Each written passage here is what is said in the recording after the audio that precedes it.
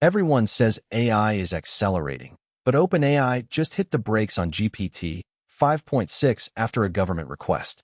And honestly, this changes everything for your business. Hey everyone, I'm Mohammed, founder of Digital Dev. Today we're diving into something that caught a lot of people off guard. Why your AI tools just got slower, what governments are actually doing about AI right now, and, most importantly, why you need to act fast on AI automation before the window closes. By the end of this video, you'll understand the regulatory reality hitting enterprise AI, why vendor lock-in is becoming your biggest risk, and exactly what you should be doing right now to future-proof your business. Let's go. Okay, so here's what went down. OpenAI was gearing up to roll out GPT 5.6, their most advanced model yet, and then suddenly, they didn't. They announced a deliberate slowdown after what they called a government request. Now, OpenAI didn't give us all the gory details, but here's what we know. This isn't just a technical delay. This is regulatory friction, real-world governance hitting AI development for the first time at scale. According to TechCrunch's reporting on this situation, OpenAI stated that restrictions shouldn't be the norm, which tells you everything. They're not happy about it. They're signaling that government intervention is becoming a normal part of product roadmaps. Here's the thing that most people are missing. This is only the beginning. We're looking at a fundamental shift in how fast AI features roll out globally.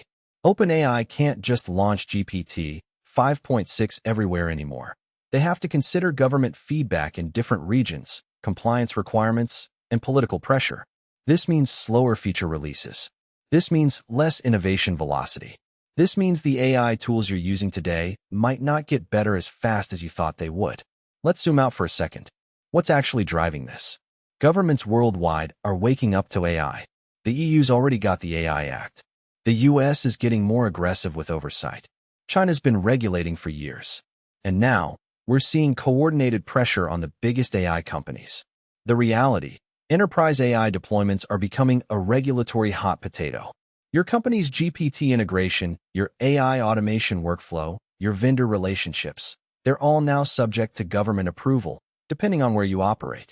Here's what this means in practice. If you're using OpenAI's tools, you're not just dependent on OpenAI, you're dependent on government policy too. Feature delays, access restrictions, geographic limitations. At Digital Dev, we're already seeing this with our clients. Companies that thought they could just keep scaling their AI automation are now asking, what if access gets restricted? What if pricing changes? What if our vendor changes their terms? The scary part? Most businesses haven't thought about this at all. They're locked into single-vendor AI solutions with zero backup plans. Let me be direct.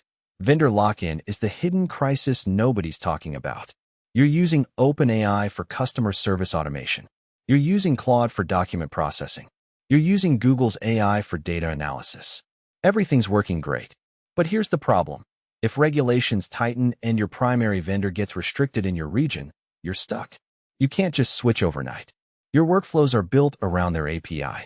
Your team's trained on their tools. Your data's integrated with their infrastructure. OpenAI's GPT 5.6 delay is a warning shot. It's telling you, the government can slow us down whenever they want. This creates massive risk for enterprises. According to industry analysis, companies that rely on a single AI vendor face average implementation costs of $200,000 plus to migrate to alternatives when forced to switch. Worse, the migration window is closing. If governments start imposing restrictions faster than they're lifting them, you'll have a bottleneck effect where everyone's trying to migrate at the same time, driving up costs and reducing options. So what should you do? Diversify your AI vendors now. Don't put all your automation eggs in one basket.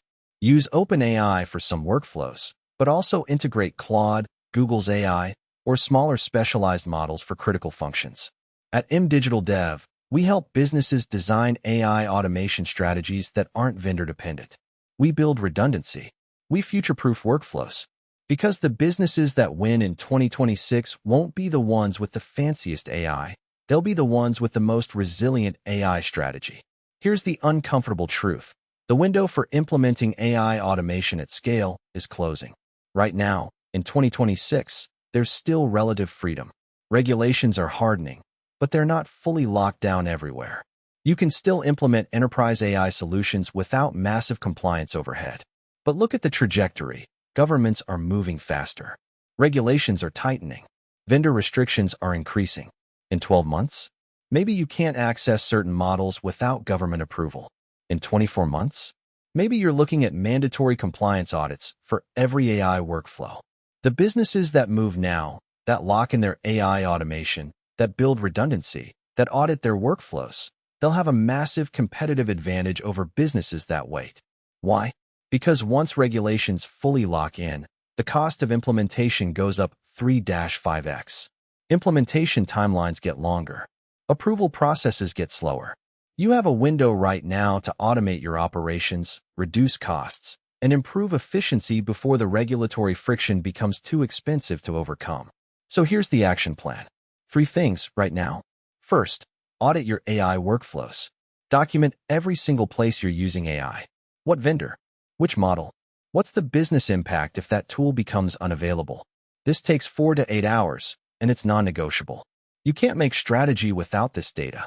Second, lock in vendor contracts while rollout windows are open. Don't wait for regulations to freeze access. Negotiate long-term agreements with your key vendors now, ideally with terms that protect you against sudden price increases or service changes. Third, build redundancy. Identify your critical AI workflows and implement backup vendors. It's not as hard as it sounds. Most modern AI workflows can be replicated across platforms with minimal friction.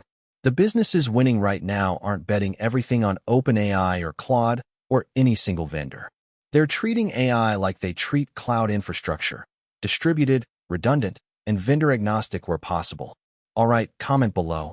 Are you locked into a single AI vendor right now?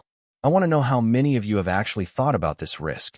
Subscribe so you don't miss our breakdown of what happens next in AI regulation, because government policy is going to move faster than you expect, and you'll want to stay ahead.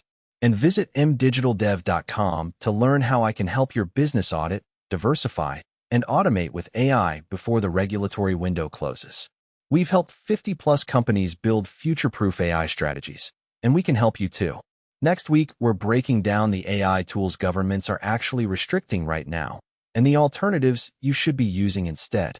Hit subscribe and turn on notifications so you don't miss it. Catch you in the next one.